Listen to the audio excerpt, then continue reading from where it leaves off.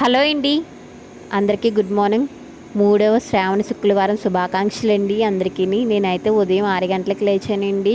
బేగా అయితే లెగలేదండి. పిల్లలకి క్యారేజ్లు ఇవి లేవు అని చెప్పేసి కొంచెం లేటుగా అయితే లేచి పువ్వులు అయితే కోద్దామని చెప్పేసి మొక్కల దగ్గరికి అయితే వచ్చానండి. మొక్కల దగ్గరికి వచ్చిన తర్వాత పువ్వులు కోసిన తర్వాత చీర అయితే పెట్టుకున్నానండి.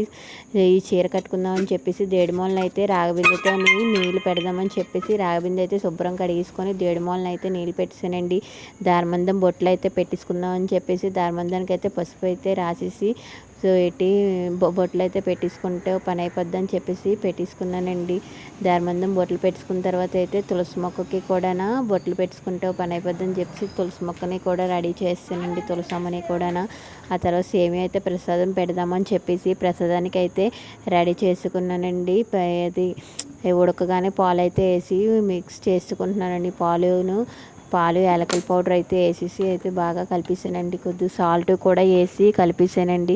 అది సేమియా అయితే ప్రసాదం పెట్టిన తర్వాత అయితే మాల అయితే కడుతున్నానండి. దేవుడికి పూల మాల అయితే వెయ్యాలని చెప్పేసి మాల అయితే గుచ్చుతున్నానండి. మా బాబాయ్ అయితే వీడియో తీస్తున్నాడండి. అమ్మ నేను తీస్తాను అని చెప్పేసి వీడియో తీస్తున్నాడండి. ఆ తర్వాత అయితే ఇలా సింపుల్గా అయితే చేసుకున్నానండి. తమలపాకులో డెకరేషన్ చేసి తల్లిని అయితే అలాగా పల్లెలను అయితే పెట్టి తల్లిని అయితే ఇలాగా సింపుల్గా అయితే డెకరేషన్ చేశానండి. పల్లెల్లో పెట్టి తల్లిని అయితే పువ్వులతో ప్రసాదం అయితే సేమియా అయితే పెట్టేసుకున్న తర్వాత అయితే పూజకైతే అంతా ఏర్పాటు అయితే చేసేసుకున్నానండి. దీపాలు కూడా వెలిగించేసుకున్నానండి. దీపాలు వెలిగించుకున్న తర్వాత అయితే ధూపం కూడా ఇచ్చేసుకున్న తర్వాత హారతి అయితే ధూపం వెలుగుతుందండి. ధూపం ఇచ్చేసుకున్న తర్వాత అయితే హారతి కూడా ఇచ్చేసుకుందామని చెప్పేసి హారతి కూడా ఇస్తున్నానండి తల్లికి. హారతి ఇచ్చిన తర్వాత అయితే హారతి ఇస్తున్నానండి తల్లికి. అయితే హారతి ఇచ్చిన తర్వాత అయితే ఆ తల్లిని మనస్ఫూర్తిగా మనందరి కోరికలు తీర్చాలని చెప్పేసి మనస్ఫూర్తిగా ఆ తల్లిని అయితే కోరుకుంటున్నానండి.